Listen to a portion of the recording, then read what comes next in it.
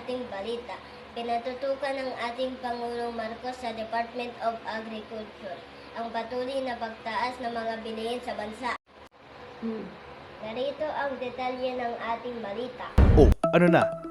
Hindi na lang pala asukal at sibuyas ang nagmamahal. Pati sa presyo ng itlog ay mapapamura ka na din.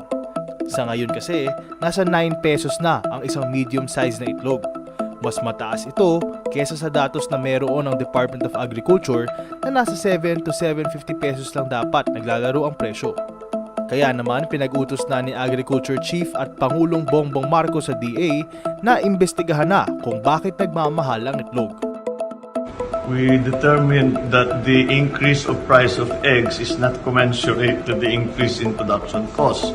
So we will have to have a look to see how to control that because we cannot explain almost one half of the profit margin that we're seeing. We cannot attribute it to cost. Dahil din sa pagtaas ng presyo ng mga itlog, apektado na rin pati ang presyo ng mga pastry sa mga panaderya. Malaking bahagi kasi ng sangkap nito ay nakaasa sa paggamit ng itlog. Pati nga din ang mga birthday cake ay baka tamaan na rin. Ayon naman sa Philippine Egg Board Association, nagsisimula pa lang daw kasi bumangon ang industriya ng pangingitlog sa naging problema ng bird flu. Ikinalungkot naman ng netizens ang sunod-sunod na pagtaas ng presyo ng mga pagkain at sangkap. Ang mga iba nga ay nagbiro na hindi na muna sila magbe-birthday dahil baka hindi na kayanin ang presyo ng mga cake.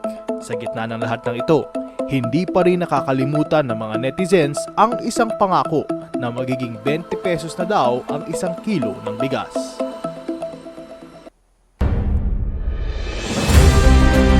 Yan ang mga balitang naganap. Patuloy na tumutok sa nagbabagang balita.